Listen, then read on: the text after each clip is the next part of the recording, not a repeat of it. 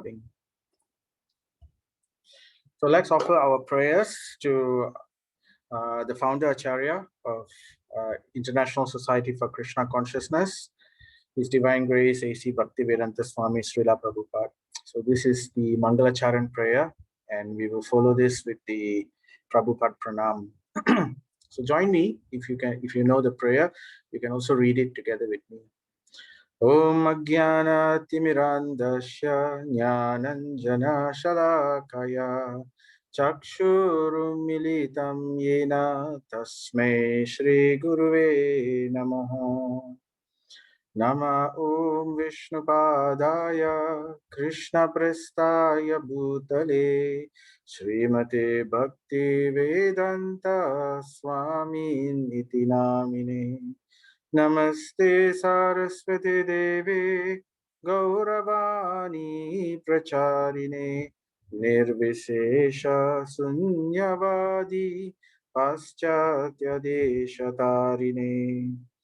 Nama Om Vishnupadaya Krishna Prasthaya Bhutale Srimati Bhakti Vigna Vinasha Narasimhaiti Namine.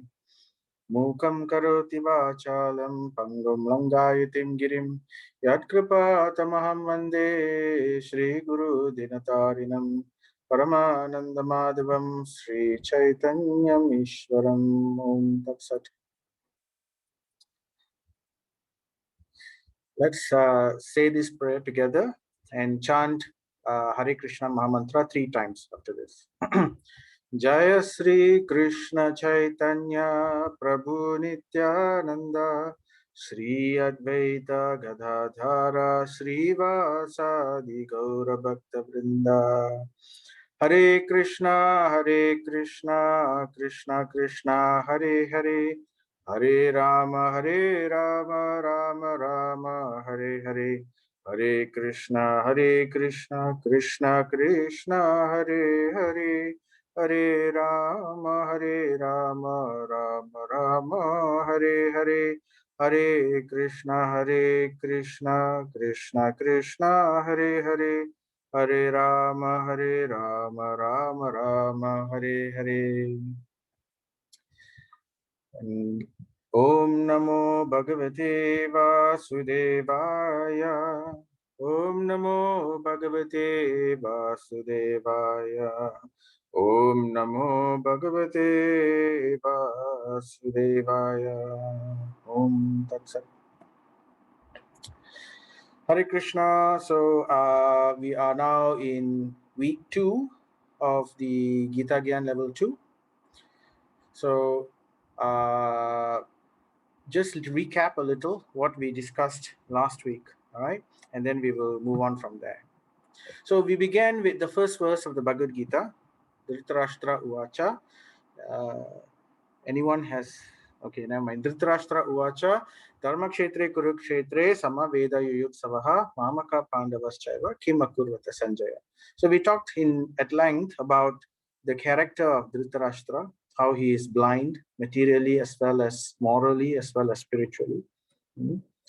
And the discussion led to that point about the inner desires of Dhritarashtra.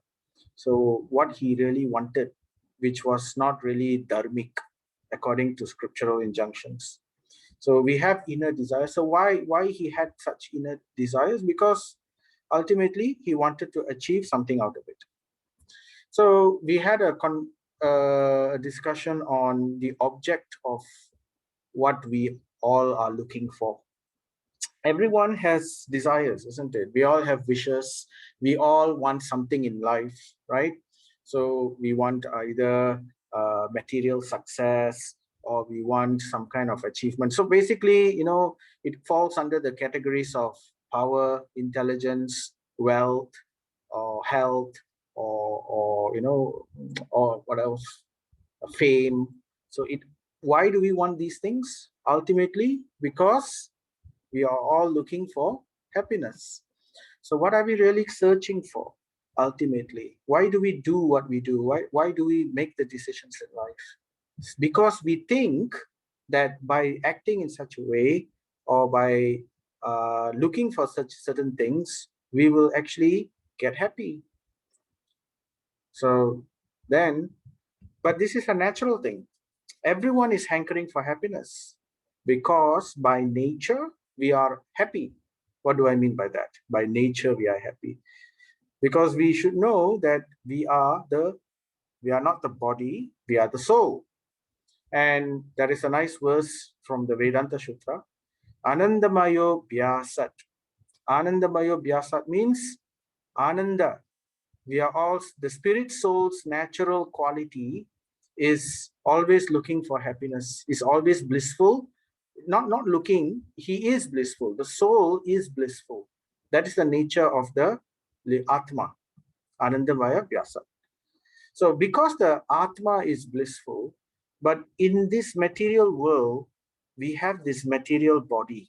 So it's like the Atma, which is so blissful, is trapped within this body, within the set of minds, the mind that we have, within the set of senses that we control, and with a certain type of intelligence which we have got. So according to our karma, so therefore, this is conditioning us within the three modes of material nature. So it's like a trap. So therefore, we cannot really, the soul, the Atma's happiness cannot really be felt. So that's the problem. So we have talked about how material success is basically an illusion of happiness. What we think will give us happiness, if some of us think that material success can give us happiness. So we talked about that in detail last week. I'm not going to go through those. But in short, I presented with evidence, scientific evidence as well, to show that material success is not really going to make one happy. It gives facilities. It's not to say that material success does nothing. It gives one facilities, right? But facilities to do what? So therefore we have this statement, poor little rich girl or poor little rich boy. So a person who does not know what to do with those facilities is not necessarily going to be happy. So it basically it requires high effort for material success, just for flickering reward.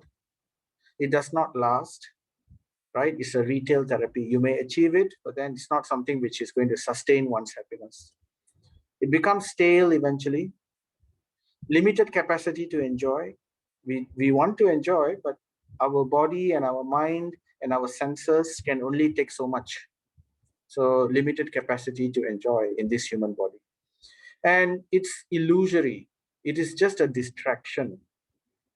And it leads to extra problems. Many times, oftentimes, material success leads to more complicated extra problems. And there is always, no matter what material success one achieves, there is always dissatisfaction. They always see that the neighbor has a better car or a better place or a better situation. And this I already mentioned. Things begin to fade. Even once the success is achieved, it's not lasting, right? And most of all, sometimes we want to achieve this success because we want to impress other people. But usually the people don't end up being so impressed. What they end up getting is envy for you. And therefore we develop a lot of secret enemies. So secret because when we are successful, they want to be our friends, but deep inside they are envious of us. So someone always has better or more. So we are never usually the top. So that is basically, and the proof of the pudding is those who have it all are shown to be not happy. I've discussed this previously, right? So therefore, what actually makes one happy? So I also presented some scientific evidence to show that actually it is the quality of our relationships which indicate how happy we are in this life. So this is a scientific fact. It's accepted by social scientists, and the modern the modern thinking is currently like this. But nevertheless, even those who do have good relationships cannot say that they have not suffered within or without that relationship. So even with the good relationship, still there is suffering. Why? Because who has not faced disappointments in those relationships? Those relationships are not perfect, right? There will be ups and downs in a relationship. Even the best of relationships will have ups and downs in it. And worst of all, these relationships don't last forever. They do not endure because we don't endure. We don't live forever. And the persons we build relationships with also do not live forever. So to the extent our relationship gives us happiness, to that extent, that same relationship is going to give us misery when that relationship is no longer present. So every relationship, just like every birth, must end with a death, and every relationship must end with a heartbreak. So therefore, still there is suffering in this world. Of course, while the relationship is going on, it's wonderful and all that. But all I'm saying here is that this cannot be the ultimate goal of existence, right? So there is something further, because these relationships are also done even had by the animals. Even animals have relationships, right? If you take the puppy from a dog, the dog will cry. You can actually see, and it will come to your it'll come to your gate, to your house, and it will remain with you. Even cows, they actually, amongst all animals, it's said that cows show the greatest uh, relationship between their young. That's why the mother cow and the baby calf, the calf, their relationship is extremely close. So then what is the difference basically? So human beings are different compared to animals, right? We have the ability to have relationships, yes, but animals also have that relationship ability. So where is the difference? So anyway, so because of these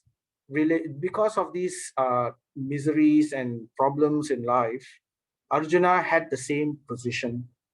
Now Arjuna is selected to represent all of us. So the Lord usually picks his devotees to act out a drama. So to make sure that the drama is acted well, he puts them in illusion. So, so that they really can act the part. So here, Arjuna, we have this verse. We covered this last week also. I can find no means to drive away this grief which is drying up my senses. So Arjuna is experiencing extreme grief. I will not be able to dispel it. So this grief is so strong that he will not be able to dispel it even if he wins a prosperous, unrivaled kingdom on earth. So here we showed before in last week's discussion how material success does not lead to happiness. So here the same thing Arjuna is saying. Even if he had amazing material success, that is of heavenly material success, not even earthly, even such material success and achievement cannot dispel this grief that Arjuna is facing. So that is basically our situation in this world also, right? So why is he so grief struck? Why is Arjuna having this extreme grief? So interestingly, it is because of his relationships. So Arjuna has relationships. Now, when Arjuna, when before the beginning of the battle, Arjuna asked Krishna, "Oh Parthasarthi, oh Krishna, oh Madhusudana, can you please bring us to the center of the battlefield so that I can look at their eyes, I can see their faces. Who are these people who have come to fight with us for this kingdom?" So of course Arjuna knew who are the people, but still, he wanted to just to look at them finally before the battle begins. So Krishna knows the feel. Krishna actually staged all these things so that Bhagavad Gita can be spoken. So he was preparing to put Arjuna into illusion. So and usually when you start to put someone into illusion, it starts with a scene, right? So he created this scene. So Krishna, he drove the chariot and he brought Arjuna and put Arjuna right smack in front of Drona and Bhishma. So because Krishna knew that amongst all these people in the Kaurava army who are trying to fight with Pandavas, Bhishma and Dronacharya has the highest regard. Arjuna has the highest regard for these two people. So purposely, Krishna brought Arjuna and put him right in front of Drona and Bhishma so that Arjuna could see. So Arjuna was able to see. He is able to see all the different relationships that he had with all the people, but they are all now in the opposite side, in the Kaurava army. And they are now prepared and ready to have a fight and even kill.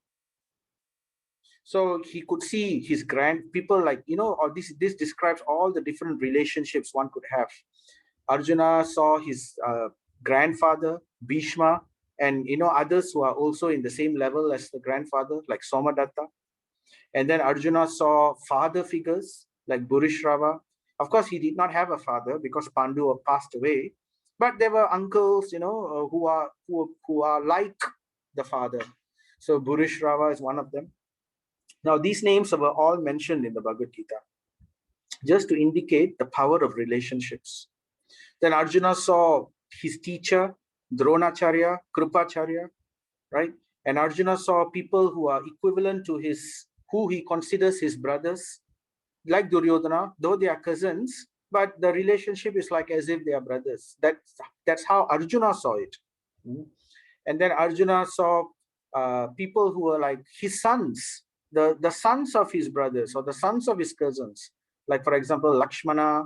This is not the Ram Lakshmana. This is another person called Lakshmana, one of the children of the Kauravas. And then Arjuna saw friends, contemporaries like Ashwatthama. Ashwatthama is the son of Dronacharya. So his teacher's son, and they were like friends. So then Arjuna saw well-wishers, other well-wishers who were not really directly family, like Kritavarma. So Kritavarma is from the Vrishnis, Krishna's dynasty. So like that, these were all the various relationships that he was having, and all of them were ready to kill Arjuna in this battle. So it broke his heart. It practically broke his heart when he saw this. And this was taken by Krishna as an excuse to put Arjuna into illusion. He increased that volume of sentiment and emotion. Before this, Arjuna knew all these people. He knew that these people were fighting, but he wasn't in illusion before this, because they knew that dharma has to be upheld. In the discharge of one's duty, one cannot give way to sentiment and emotions, right? Now, because duty is higher, it is actually a religious act. Just like imagine a teacher.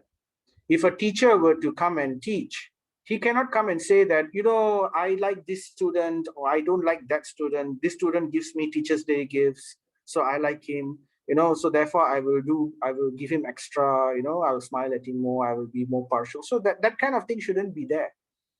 What is the teacher's duty? Whether the student is a good student or a bad student or a nice student or a rude student, the teacher's duty is to teach equally, right? So this was shown by Dronacharya. So Dronacharya, later I will mention this story about how Dronacharya showed a very wonderful example. But anyway, for now, the execution of one's duty. So for Arjuna was a Kshatriya. Kshatriya means holy warrior or spiritual warrior. So they don't fight for any other reason, right? So Kshatriya class means they fight for what is right or what is righteous, to protect dharma. So that is the purpose of Kshatriya, because dharma may be there, but if there's nobody to defend and uphold dharma, then easily it can be misused, or it can be defunct. So therefore, these were the purpose of the Kshatriyas. The Brahmanas, they were the ones who knew what was dharma. But to uphold the Brahminical nature, the Kshatriyas were there. Because Brahmanas, they are peaceful. They cannot fight. Whereas Kshatriyas, their nature is to fight, but they are guided by the Brahmanas. And they are completely following the vision of the Brahmanas. So this is a Kshatriya. So Arjuna's goal here, therefore, is to fight for Dharma. What is Dharma? So Dharma is basically righteousness according to spiritual conduct, not according to man-made, manufactured religion, but because, man-made religion is not perfect. We are subjected to our mind, and we make mistakes. We have a tendency to cheat. So these kind of things are there. So this kind of the religion or Dharma has to come from the Supreme Lord. So it's already there. There are Dharma Shastras. So Yudhishthira was upholding this, and Arjuna knew. But still, he didn't allow emotion or sentiment to overwhelm the Dharma. It was painful for him, but he had to do it.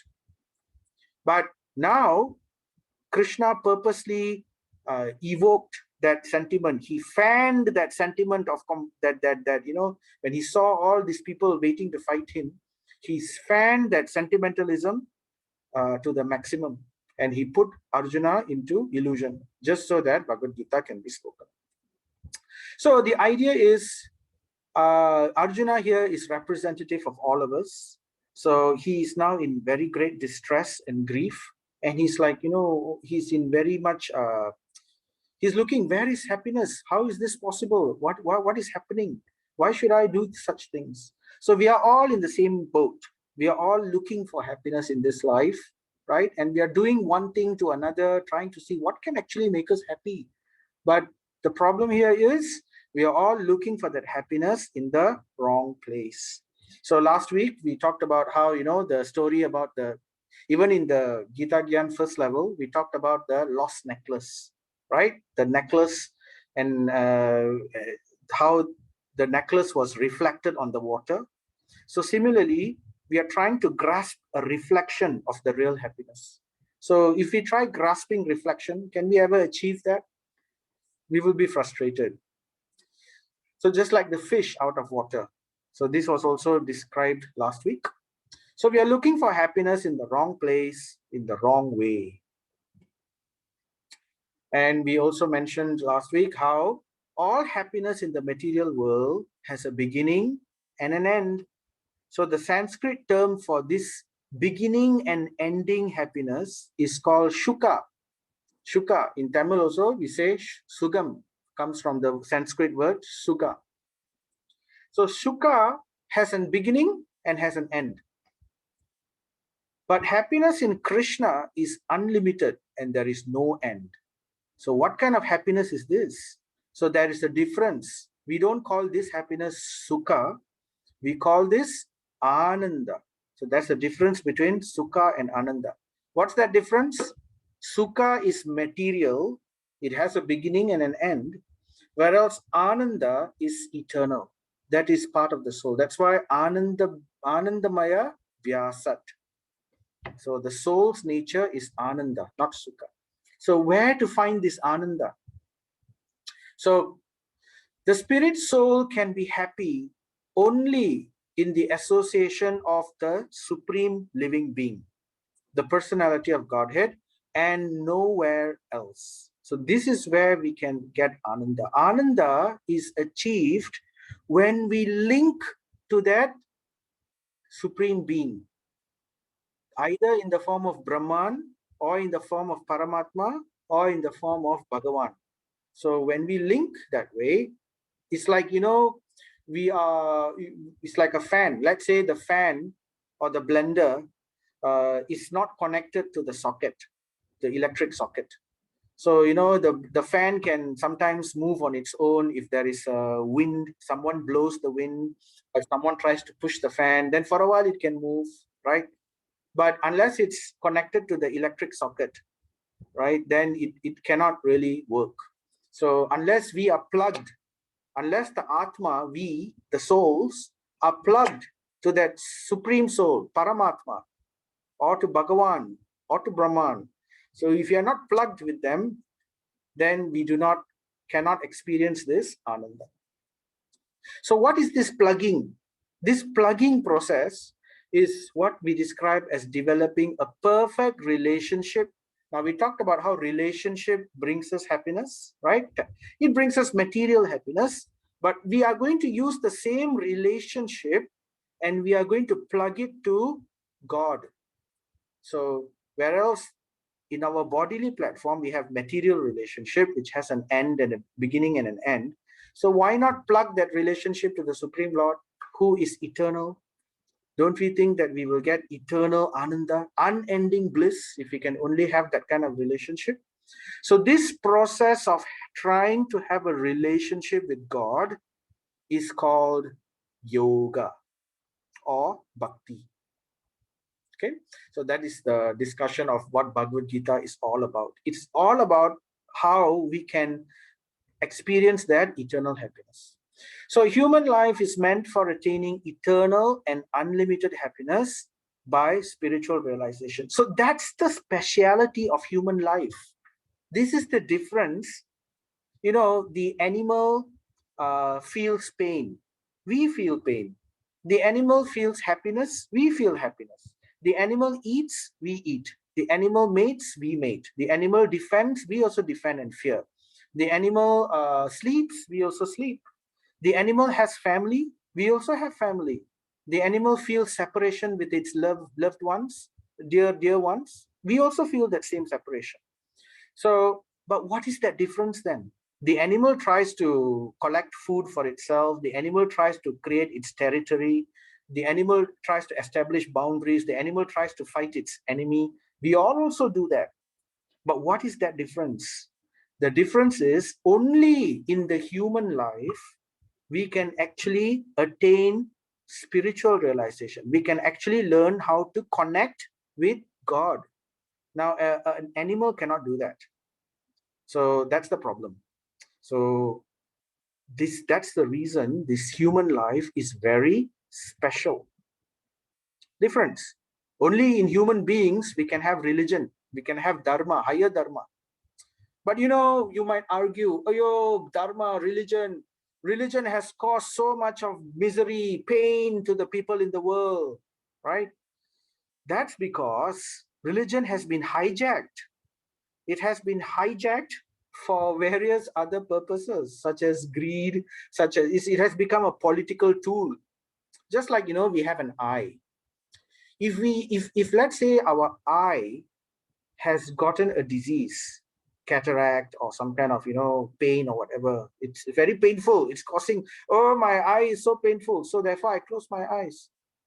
So if the eye continuously causes us pain, is the solution to get rid of that eye? Do we come and say, oh, this eye is so painful, I'll just remove it lah? What for you want to have that eye? Is that the solution? So just like our teeth, you know, if we have a toothache, we go to the dentist. So but the dentist doesn't remove the tooth unless he absolutely has to, right? We all know that. So same thing. So religion is also the same thing. Just because religion is misused does not mean that we get rid of religion. Does not mean, oh, religion is useless. So we have to understand what is real dharma. So that is the point here. So that's the answer to the agnostic people. So I was talking about human life being very, very valuable. So we've got this human life, right? And therefore we need to do some activities in this human life which differentiates that with the animalistic activities. So we don't want to be a polished animal. So as I said, an animal eats on the road.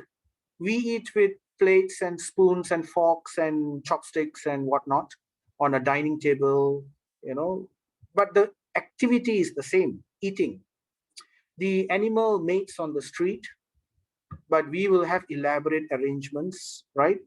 And the animal sleeps anywhere and anytime. So where else we have an elaborate arrangement for that? So it's not the activity is the same. So we don't want, it's just polishing. So we don't want to simply live our lives in a polished manner.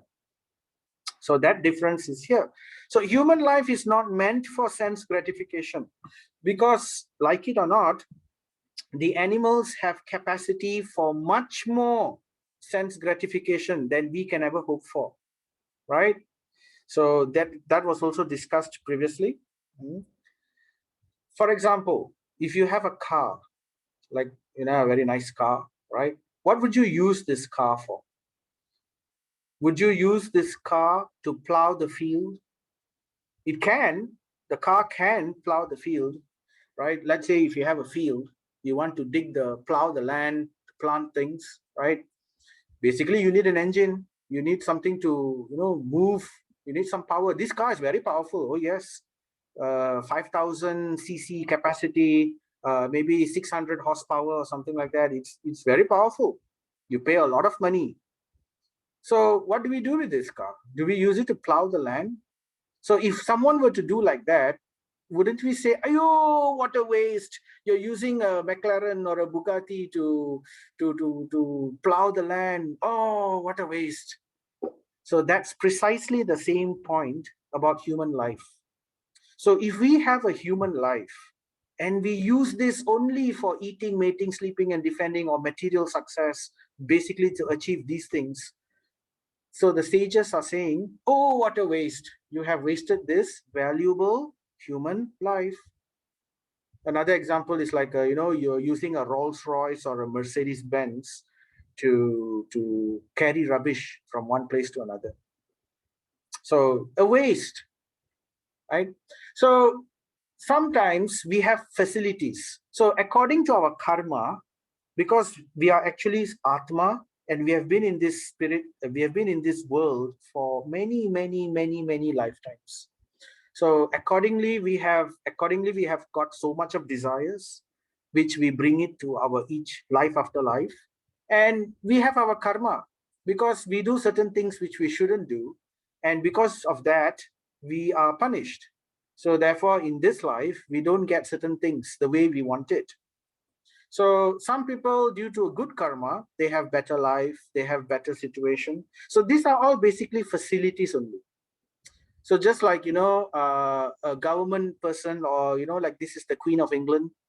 The Queen of England will not have to face traffic jams, or even Malaysian politicians or Malaysian royalty. They don't have to face traffic jam. They have that facility. So great facility is given according to one's karma. So it's just that facility. That's all. It's just a facility. So these facilities are not the end or the goal of life. But unfortunately, majority of the population in this world think that attaining facilities in life is actually the goal of life. So that's illusion. That's called Maya. So that's what we don't want to, and that's what Bhagavad Gita is trying to tell us, that we have a higher goal as human beings, right? So Krishna tells Arjuna, listen, O Arjuna, one who is not connected with the Supreme can have neither transcendental intelligence nor a steady mind, without which there is no possibility of peace. So he tells, Krishna is giving the formula, right? So I mentioned earlier about the importance of plugging with this electric socket. So we have to connect ourselves with God. So the way to connect ourselves with God is called yoga or bhakti. So later we have already heard in level 1 how yoga has two paths, right? So one is the jnana yoga path and one is the bhakti path. So basically together it's called yoga. So without having steady intelligence or a steady mind, how can there be peace? So, and Krishna is telling, without even peace, there is no hope of even having happiness. And how can there be any happiness without peace? So that's the problem. So we need to understand this is the correct way of getting happiness. So then Krishna continues, intelligent persons, therefore, who are endeavoring for liberation from old age and death, right? So that's the purpose of human life. So an intelligent person would take this purpose of human life, will take advantage of these facilities that this human life has given us. So to try to escape from this old age and death cycle, which is called samsara. And what will they do? So Krishna says they will take refuge in me in devotional service or in direct connection with the Lord. After attaining me, why do they do that? Why do they connect? Because when they do that, right, after attaining me, the great souls who are yogis in devotion never return to this temporary world. So what's so bad about this world? This world, the nature of this world, in this material world, is dukkhalayam ashashvatam. You can see this transcript here, dukkha alayam, a place of dukkha, misery. And it is ashashvatam. Whatever situation that we have here is temporary. It will not last. So why do we need to go through this? So if we are intelligent, we would want to put a stop to this, right? So therefore, Krishna is now encouraging Arjuna to think. And he's in that way encouraging all of humanity to think. So this is the message of the Gita. So that basically is discussing the train of thought that we introduced in the last session. So let us continue with the Bhagavad Gita and tell you of one or two more stories and then go through some of the points so that in the next lesson we can move on to other points. So we established that happiness in this world is temporary and we need to connect with the Supreme. Okay, so if we were to recap our level 1 Bhagavad Gita, it began with Dhritarashtra's anxiety, right? The verses there. Karmakshetre, Kurukshetre, Samaveda Yuyutsavaha, Mamaka Pandavaschaiva, Kim Akurvata, Sanjaya. So we talked about, last week, we talked about how Dhritarashtra was blind, right? And all this we covered already. So today I will speak about what happened after that. When Dhritarashtra asked Sanjaya, tell me what's happening. Sanjaya tells how Duryodhana, the eldest son of Dhritarashtra, right? He shows his great knack for diplomacy.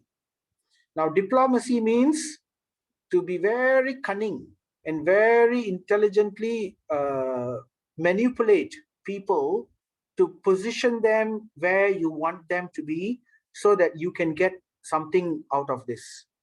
So Duryodhana was very expert in that. He had expert diplomatic prowess. So I will tell you what he did. So this is described in the Bhagavad Gita in the verses 1.2 all the way to 1.13. So he sees how the Pandava army is arranged, and then he goes to Dronacharya. Now, the topmost person in that army is Bhishma Dev, the most powerful person and the most respected personality within the Kaurava army is Bhishma Dev. So usually one would approach such a person first, right? But Duryodhana is very intelligent. He knows that if he were to approach Bhishma first, because Dronacharya is also a very powerful person. And Dronacharya, on top of that, is directly his teacher, his guru. So he has to respect Drona also. But he approaches Drona first because he knows that Drona is a Brahmana.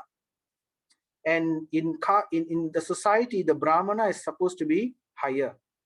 Whereas Bhishma Dev is a Kshatriya, a king, a kingly caste, right? So therefore, he knew that Bhishma Dev would not be offended if he were to approach Dronacharya first. So therefore, you see how intelligently he thinks. So he goes to Dronacharya. Now, both these Drona and Bhishma, they are very reluctant. They didn't want to fight. They gave so much of advice. They time and time again, they told Duryodhana, they told Dhritarashtra, do not fight. No, the righteousness is with the Pandavas. We should give it to them. But both of them were trapped by the how to say, by the process, trapped by gratitude. Because Dronacharya and Bhishma were maintained by Dhritarashtra. So it was because Dhritarashtra was the real king, and he was maintaining both of them. So therefore, due to many years of service, so they were bound by duty to remain within that side of the war. So let me just tell you a bit of the story of Dronacharya. Now, Dronacharya, I'm not going to go into his origin and all that, but it so happened that Dronacharya was, as a Brahmana, he was very poor. And and as a Brahmana, they don't care about poverty because they know the goal of life. So they were very fixed, and they remained that way, and they lived a very simple life. But what happened once, Drona had a son, and his son is Ashwatthama. And there was one situation when they were so poor that Dronacharya could not even buy milk to give Ashwatthama. And Ashwatthama, he never drank milk in his life, cow's milk. So therefore, once in the school, some of his friends, Ashwatthama's friend, happened to find out that Ashwatthama didn't know what was milk. So to trick him, they actually mixed flour with water and gave it to him and told him that this is milk. So Ashwatthama also, out of innocence, he drank this mixture and he became happy, and he told everybody, all his friends, oh, I have drunk milk, I have drunk milk. So and these friends were laughing at him behind his back.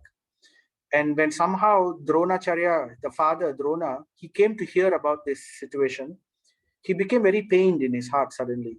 So, I mean, he is a Brahmana, he understands the higher point of life, but this is all Leela. It's actually the pastimes of the Lord. So the illusion potency of the Lord puts people into illusion sometimes, just so that certain activities can come to fruit. So just so that Mahabharata war can come about. So anyway, so Dronacharya happened to feel that way, and he felt very pained, and he thought, oh, it's because of the simple lifestyle. So in a moment of weakness, he gave in to that weakness, and he abandoned his vow of simplicity, and he went to the Kuru dynasty, and he met Bhishma, and he met Dhritarashtra, and then he asked them, is there some way I can assist you? So Dronacharya, he was a very great personality in terms of, he knew the science of warfare. In fact, amongst the top 3 personalities in the world during that time who knew the science of warfare, Dronacharya was one of those top 3. Bhishma was the other, and Parashuram was another. But Parashuram has retired from everything. And Bhishma Dev, he's a Kshatriya. So the code of the Kshatriya is they cannot teach. They can only use their prowess to defend. They do not take up teaching. So only a Brahmana can teach. So Dronacharya was a Brahmana, and he knew the science of warfare and the power of mantras, how to invoke different mantras to release celestial weapons. So Bhishma, he wanted such a guru, and he was very happy. Oh, Dronacharya, such a renowned person and the foremost personality in terms of the science of warfare, he has come. So therefore, he immediately engaged Dronacharya in the service of teaching the Pandavas, who were at that time very young children. So at that time, Pandu already died, and the Pandavas' father died, and they were fostered by Dhritarashtra together with his sons, the Kauravas.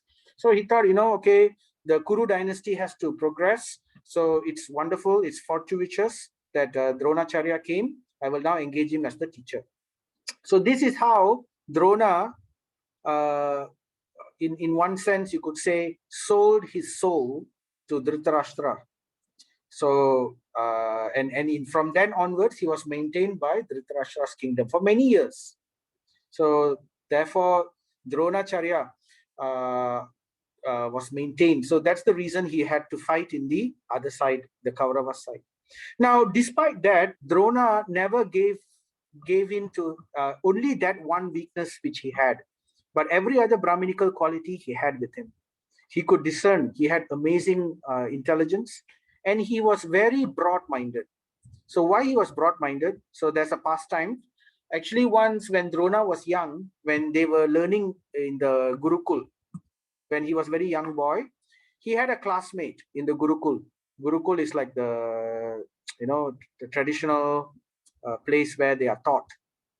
So his friend was called Drupada. Now, Drupada was a prince in the Virata kingdom. He was a prince, and somehow they became very good friends. And out of that friendship, one day, Virata told Drona, anytime you want something, you please come to me in the future. I will give you whatever you want. So actually, this Dronacharya, he didn't straight away come to the Kuru dynasties. Because after the incident of the Ashwatthama, his son, and the milk incident, he felt very pained. Then he remembered, oh, Drupada, my friend, last time he gave me this promise that I can ask him for anything in case I need something. So he went to the kingdom of Virata and he asked for an audience with his friend Drupada. But when Drupada saw Dronacharya, now Drupada at that time became a king. And over the course of time, he had forgotten Dronacharya, and he was in a situation where he didn't want to particularly there was a political situation at the time, and he was forced to, in one sense, ignore Dronacharya. So when Dronacharya asked to be remembered by Drupada, oh Drupada, do you remember me? Drupada pretended as if he didn't know Dronacharya. There was a political situation at that time, but it's not right that Drupada should have done that. So he pretended that he didn't know Dronacharya. And then when Dronacharya said, hey, you told me this, you told me that I'm your friend and you will always be friends with me. And then Drupada replied in a not a very nice way. He said that there can only be friendship among equals. Now, that is true. It is the truth, but it was not the right thing to be said at that time. So when Dronacharya heard this, then he became very pained in his heart. So besides the reason for accepting some wealth for his family, the main reason he actually approached the Kuru dynasty is because the insult by Drupada towards him publicly, it rankled in his heart, and he wanted to receive vengeance. He wanted to teach Drupada a lesson. So that's the real reason he actually approached Kurus. And he knew that there were children in the Kuru dynasty, the Pandavas and the Kauravas. And after he taught them, he wanted to, the children, after they are taught, there's something called Guru Dakshana. So Guru Dakshana means paying the teacher. So at the end of their graduation, the students are supposed to ask the teacher, what can we do for you in return to your services for teaching us? So at that time, Dronacharya said, for my Guru Dakshana, I want you all to go and defeat Drupada, the king Drupada, and then tie him up and bring him to see me. So this is my Guru Dakshana. So immediately Duryodhana, he went, but Duryodhana was soundly defeated by King Drupada. And all these other 100 Kauravas, they all went, but they were all defeated. But after that, Arjuna, he single-handedly went and he single-handedly defeated the entire army. And he was able to bring Drupada tied up as per the instruction of Drona to meet Dronacharya. And at that time, Dronacharya was very magnanimous. He said, okay, an insult for an insult. You insulted me publicly. Now I have returned the favor. And now tell me, do you remember who I am? So then Drupada, being defeated, his kingdom in peril, he had to accept, yes, I was very sorry. Please forgive me. You are Brahmana. Please be merciful. Then Dronacharya said, yes, I'm not like you. I just wanted to teach you a lesson. So now that I have taught you a lesson, you are free to go.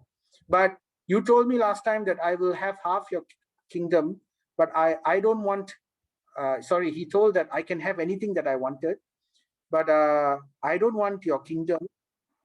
I want you to give half your kingdom to the Kuru. So in that way, Drupada had to divide his kingdom into half and gave half of that to Kuru dynasty. So Dronacharya didn't take it himself. He gave it to the Kurus because the Brahmanas, they don't accept all this. So then Drupada, when he returned back to his kingdom, he was very upset. He had to apologize. He had to say sweet words. But you know, Kshatriyas, warriors, the honor is very important. And he was publicly humiliated. He was defeated. And, you know, so it rankled in his heart. And he knew he had to even the score somehow. So therefore, he engaged the Brahmanas in his kingdom and he told them, come, engage yourself in performing a great fire sacrifice. And from this fire sacrifice, I want that Drona should be killed. So they engaged in a very amazing fire sacrifice. And out of this fire sacrifice, two personalities emerged from this fire sacrifice. So the first personality which emerged was a shining man, and this man was called Drishtadyumna. So and then a voice was heard and said, this Drishtadyumna will cause the death of Dronacharya. He will be the instrument for the death of Dronacharya. So then Drishtadyumna was accepted as the son of Drupada. But together with that fire, another person also emerged. And then the voice said, this is Draupadi. And it will be due to her that the situation will come about that Drishtadyumna will be able to bring about the destruction of Dronacharya. So that was the birth of Draupadi through fire, right? So Drishtadyumna and Draupadi. So anyway, so this Drishtadyumna, he was not fully grown. When he emerged from the fire, he was like a young boy. This is the amazing potency of those fire sacrifices. So then what happened? He needed, if he was to defeat Dronacharya, he needed someone who was extremely expert in warfare. And there was nobody else. Parashuram has already retired. He was the only one who was greater than Dronacharya. And Bhishma Dev is the next greatest warrior, but you know, he cannot fight because he cannot teach. Then there is only Dronacharya. So Drishtadyumna knew about the greatness of Dronacharya, how Dronacharya was extremely broad-minded in his Brahminical nature. And he told his son, Drishtadyumna, you go to him and present yourself as my son and beg for him to teach you the art of war. Now, so Drishtadyumna went to Dronacharya and he asked him, please teach me, oh sire, oh respected teacher, I'm earnest for your knowledge, please teach me. So Dronacharya knew by his power, by his tejas, by his vision, that this Drishtadyumna is not an ordinary person. He knew that Drishtadyumna is the person who will bring about his death. But he did not use this as a reason to not teach him. He actually accepted this Drishtadyumna as his disciple, and he completely gave his full, he completely taught him fully without holding anything in reserve. So this is the nature of Brahmanas. They are very broad-minded. They understand, you know, what is life, what is death. These things come and go. Life may come, death may come, but I will not forsake my duty. So this was the nature of people in those days. They held their duty as very, very sacred, more sacred than their life. And this was in line with dharmic principles. So that is another story. This is a very short story. This story is highlighting the nature of a Brahmana. Now, a Brahmana, okay, there was once a Brahmana who was walking along the river. And while he was walking, he wanted to bathe in the river. And while he was bathing, he saw on a leaf a leaf was floating on the river, and on that leaf there was a scorpion. Now this scorpion was drowning. It was trying to grasp hold. If it stepped, the leaf was being tossed and turned about by the waves of the river, and it's being splashed with water, and it was semi-drowning. Its life was in danger, mortal danger. So when the Brahmana saw this, without thinking, he straight away extended his hand and tried to take that scorpion and try to put it to the dry bank. So, what would happen if he were to do that? Do you think the scorpion will think, oh, this person is trying to save me, so therefore I will, not sting him? So the scorpion's nature is the scorpion's nature. It is said that some creatures, they have a certain nature, like snakes and scorpions, they have a lot of envy inside them. So if a person is very envious, if the envy burns them like poison, so in their next life, then it's a high tendency that they may become a poisonous creature like a snake or a scorpion. Like that's according to scripture. Anyway, so this scorpion, what he did, when the Brahmana carried it, tried to put the scorpion in the palm of his hand to transfer the scorpion stung that Brahmana. So it stung him. It was a small scorpion. So it stung him. And then the Brahmana was in pain. And out of pain, he dropped that scorpion into the water. But when he saw that scorpion again floundering in that water, he again tried to carry that scorpion, despite his pain. And again, the scorpion stung him. And this was going on at least 2 or 3 times before finally the Brahmana was able to push the scorpion into safety. And there was another person who happened to see this happening. And when he saw this, he asked the Brahmana, "Oh, Brahmana, you are trying to save the scorpion and the scorpion is stinging you. Why are you doing this?" No, the answer that the Brahmana gave was very amazing. He said that if the scorpion, despite threat of death, it was holding on to its dharma. Now, what's the scorpion's dharma? The scorpion's dharma is envious, and it will try to sting. Whatever it wants, it comes near, it will sting. That's the dharma of a scorpion. So the Brahmana is saying, if this scorpion, despite the threat of death, is holding on so strongly to its dharma to sting me, shouldn't I, a human being, and what to speak of a human being, a Brahmana, shouldn't I hold on to my dharma to be merciful to another living being despite the threat of death? So that is the amazing mentality of a Brahmana. So now, this is Kali Yuga. We don't have people of that caliber in this age, but the scriptures remind us by stories like this what actually is our birthright, what actually is our what is the standard, right? So duty, therefore, this story illustrates how duty is even more important than our own self-preservance, right?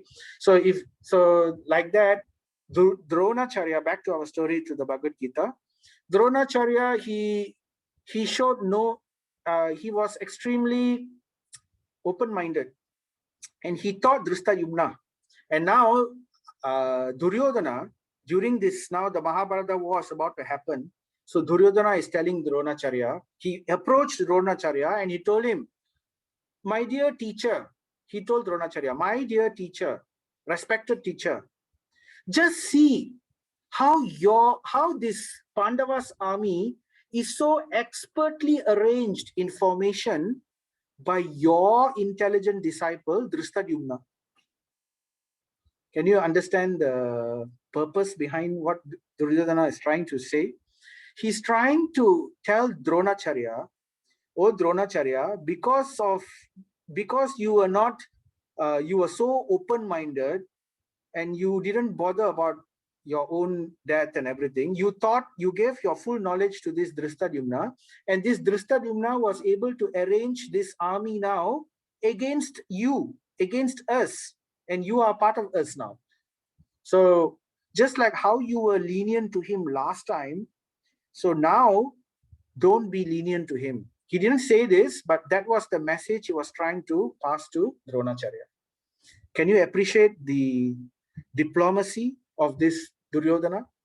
So without speaking, without speaking directly, using expert arrangement of his sentence, using word jugglery like this, he was able to pass this point directly to Drona without offending him directly. So that is Duryodhana. And after telling this to Dronacharya, then he thought, okay, now I better go to Bhishma. Otherwise, Bhishma will get offended with me because I did not respect him accordingly as the most powerful warrior. So immediately he turned his attention to Bhishma and he told Bhishma Dev, oh, but Bhishma is the greatest warrior. Directly after glorifying Dronacharya, then he directly glorified Bhishma as the greatest warrior, as befitting his position. So Bhishma was very intelligent, and Drona was also very intelligent. They knew because they saw Duryodhana grow up from young, right? So they knew about this really thinking of this Duryodhana. So Bhishma Dev smiled. So I know what you're doing. So he smiled, right? And just to remind Duryodhana, right? We are people of our word. We are not like you. Just like how Duryodhana, he promised that after the Pandavas return from exile, he will give them their kingdom. But he reneged on that promise. He broke his promise. So indirectly, Bhishma Dev, just to remind Duryodhana, I am not like you. We are not like you. We keep our word. He immediately took his conch shell and blew strongly, giving joy to Duryodhana, indicating to Duryodhana, look, I am going to do my duty. Blowing conch shell means that war is going to start and I will fight. So that was Bhishma Dev. And Duryodhana was very intelligent. He thought, if I only glorify Drona and Bhishma, then the other great warriors within my army, they will feel slightly slighted. Because that's the situation. Duryodhana, he secured alliances through various means, not out of love. The people who are fighting for Duryodhana were not fighting for Duryodhana out of love. He secured them by trickery. He tricked some people actually. He tricked, for example, Salya, one of the king of Madras. He tricked Salya into being one of his ally. So like that, and then there were certain situations he forced, due to duty, some people were forced to take his party. Whereas in the Pandava side, all the people fighting in the Pandava side, they did it out of love for the Pandavas, out of respect, out of great appreciation for the Pandavas. So Duryodhana knew that I better not just glorify Drona and Bhishma. Let me also, equal the situation. So you know what he did after glorifying Bhishma? Immediately he said, oh, but Bhishma and Dronacharya, they are all elderly people. So he was not saying anything wrong. So because of that, all of you, I depend on all of you to give full protection to Drona and Bhishma. Now, Drona and Bhishma didn't need protection. They were very powerful. But just to, pacify the hearts of others, to give glory, to flatter the other people. So he was speaking in this way. So this is the character of Duryodhana. So, in Kali Yuga, we have many people who are like Duryodhanas. We have everybody practically in this world have this kind of tendencies. So the purpose here is to contrast the character of Arjuna and Duryodhana. Now, when Duryodhana as well as Dhritarashtra and Duryodhana are together, so you see how Dhritarashtra separated people. He saw Pandavas separately. He saw the Kauravas separately. By right, he should see them together as his own family. So, and how Duryodhana is so wily and full of negative qualities, whereas Arjuna, we also knew from the level 1 Gita course how Arjuna, when he saw these people arrayed, ready to fight, what did he feel like? He was moved out of compassion. He was completely moved. He was thinking, he was completely bewildered at one point of time. So forget duty. He was even willing to throw duty away. Let me, for the sake of these people, should I fight and should I kill them? No. So he forgot. So this is the problem. So, right. So that is what we covered here. So then let me just quickly go through.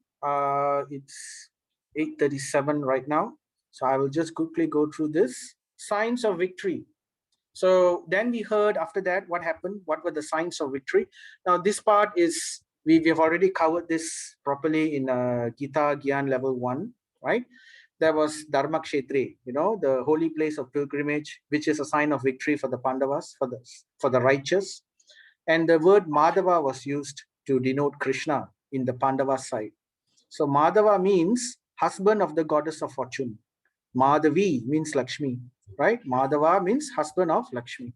So where there is Lakshmi, where there is Krishna, there will be victory. And then the highlight of the chariot of Arjuna was also highlighted. It's a special chariot. And then the conch, after Bhishma blew his conch, then Arjuna and the Pandavas also blew their conch. Krishna also blew their conch. And their conch was described as transcendental, Divyam, Divya Shankar, transcendental conches. So that also indicates victory on the Pandava side. And then there is also the victory flag, the flag of Hanuman, Kapi. Kapi means monkey, Dwaja means the flag, the banner. So the Hanuman's banner indicated victory, because when Hanuman was there with Ram, they were victorious despite overwhelming odds. So same thing here also. Hanuman has come to serve Krishna in this aspect. And then there is the special bow of Arjuna called Gandiva, which cannot be cannot be defeated. So therefore, all this indicates the signs of victory. So then chapter 1 went on to, so then we came to the part where Krishna brought Arjuna to see those people who are arrayed in front of Arjuna. And when Arjuna saw them, he became despondent. He became covered with illusion. And then when he became covered with illusion, many of his saintly qualities were shown. He depicted saintly qualities at that time. But it was in illusion because he did not understand the true purpose of Dharma. So he completely forgot that Dharma or duty was even higher. So then he started to give reasons for not fighting. Before he gave reasons, he showed evidence of distress, evidence of extreme compassion. So, his hands started shaking, not out of cowardice, but out of, oh my God, I'm going to kill these people, all of these people, so much of things going to happen just because of, he forgot Dharma and he thought about kingdom, he thought about victory. So just for kingdom, just for victory, do I have to kill these people who are worshipable to me, like my father and my grandfather and all that, and my teacher? So we heard these reasons given by Arjuna.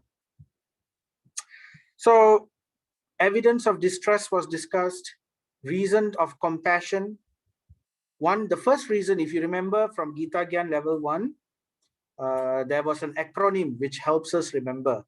CESDI, CESDI. So if you remember, the C stands for compassion, the first one.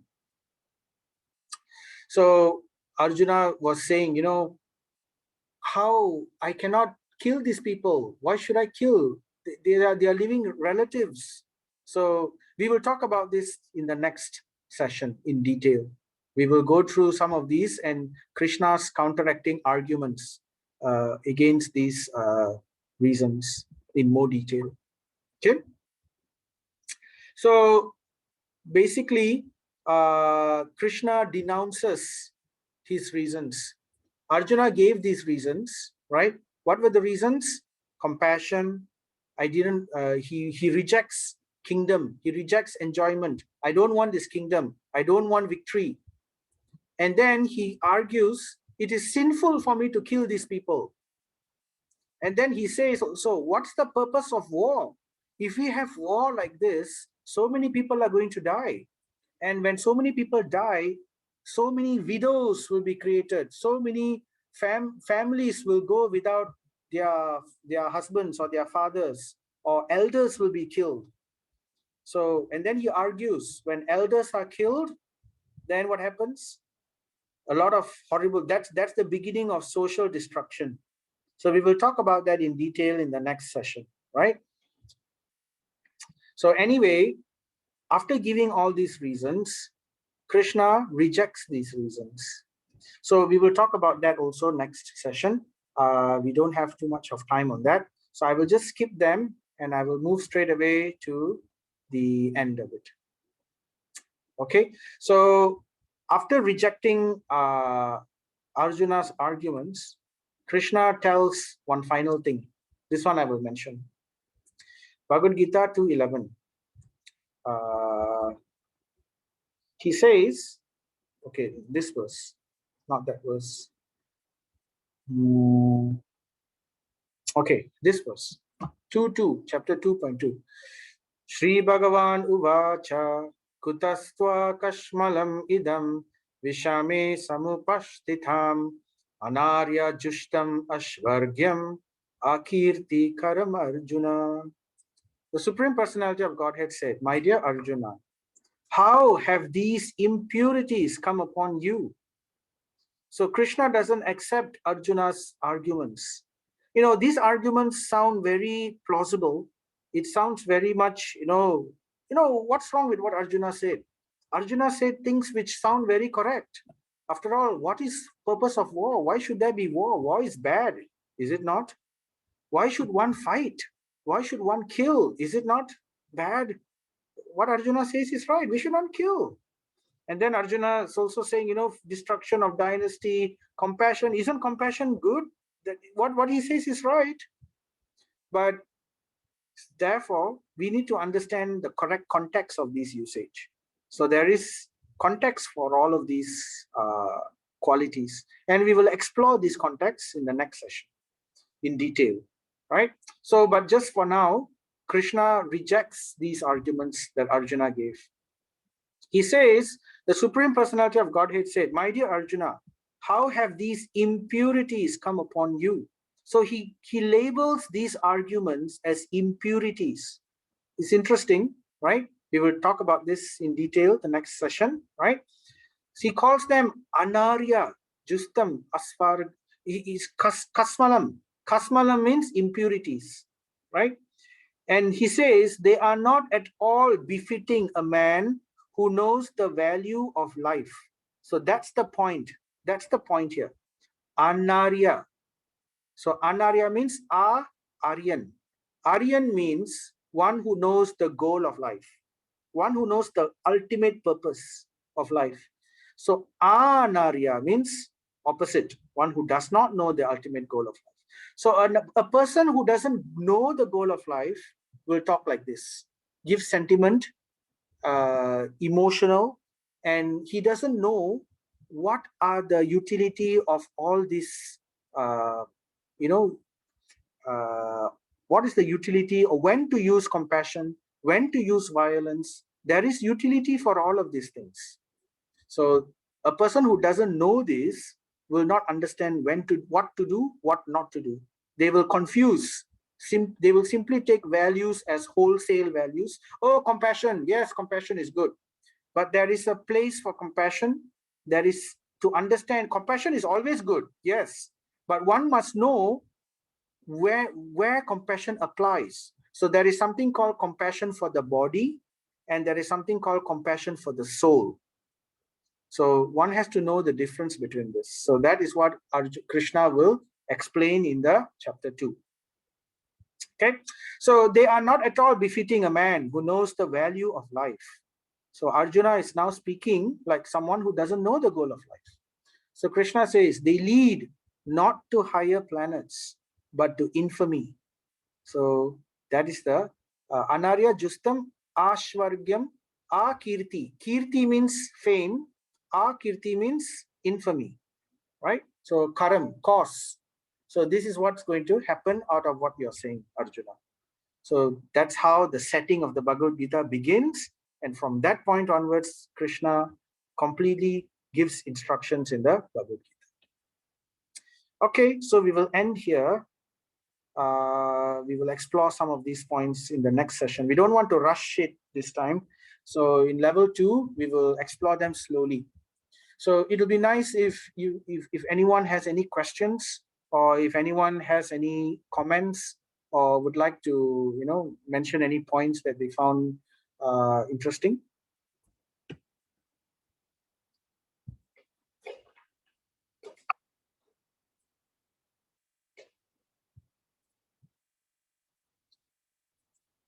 So there's a chat. Yeah, yes, Prabhu. Okay. Is there anything you'd like to say, anyone? Did you agree with whatever that we were talking about, or was there some doubt, or you felt that certain things were not very clear?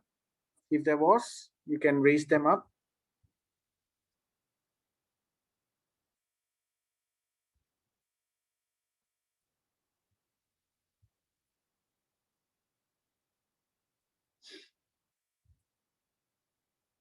Okay, so it looks like it was very clear. Okay, so I will send a set of questions later. The quiz will be ready. You have to give me a bit of time. I have to do certain things to the quiz before I release it. So I will try to do it by today. So later I will send it in the WhatsApp. Okay. And if you have any questions, please feel free to raise these in the WhatsApp, or you could just write it down and we can discuss this in the next session. So I'm thinking that we could have more interaction with the sessions, so we can hear more from you about what you think, and basically whether you have any ideas or any points to add, or anything to clarify.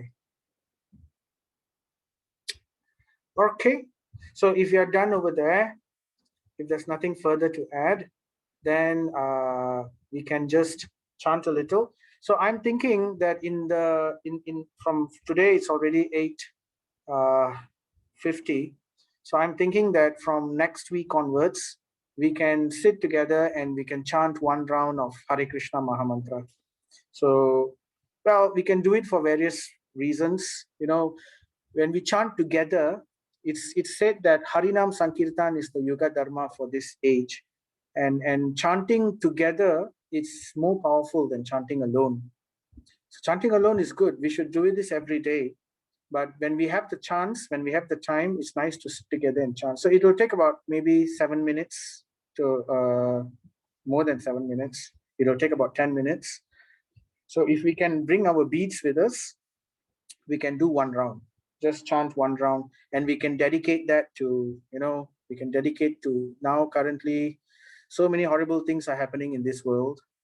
So let's purify the atmosphere of the world. So this is the Maha Yagya, the Maha sacrifice, chanting of the holy names of the Supreme Lord. So we do this for our own purification. We also do this for the purification of the atmosphere in this world. So now today, we don't have too much time. So if we can all join me together, we can at least say the Hare Krishna Maha Mantra. Let's say it 10 times today. Okay. So Jaya Sri Krishna Chaitanya Prabhu Nityananda Shri Advaita Gadadhara Shri Vasadi Gaura Bhakta Vrinda. Hare Krishna, Krishna Krishna, Hare Hare, Hare Rama, Rama Rama, Hare Hare, Hare Krishna, Krishna Krishna, Hare Hare, Hare Rama, Rama Rama, Hare Hare, Hare Krishna, Krishna Krishna, Hare Hare, Hare Rama, Rama Rama, Hare Hare, Hare Krishna, Krishna Krishna, Hare Hare, Hare Rama, Rama Rama, Hare Hare, Hare Krishna, Krishna Krishna, Hare Hare, Hare Rama, Rama Rama, Hare Hare. Hare Krishna, Krishna Krishna, Hare Hare. Hare Rama, Rama Rama, Hare Hare. Hare Krishna, Krishna Krishna, Hare Hare, Hare Rama, Rama Rama, Hare Hare, Hare Krishna, Krishna Krishna, Hare Hare, Hare Rama, Rama Rama, Hare Hare, Hare Krishna, Krishna, Hare Hare, Hare Rama, Rama Rama, Hare Hare, Hare Krishna, Krishna, Hare Hare, Hare Rama, Rama Rama, Hare Hare. So that was 10 rounds, 10 names. So next time when we chant one round, that is 108 names. So we will do it a bit faster, so we can try to finish within 10 minutes. So thank you very much, everybody. Vanchakalpatarubhyascha kripa sindhubhyevacha patitanam pavanebhyo vaishnavebhyo namo namaha. Have a nice evening, what's left of it, and have a good week ahead, weekend, and I'll see you all next Thursday. Haribol. Thank you, Prabhu.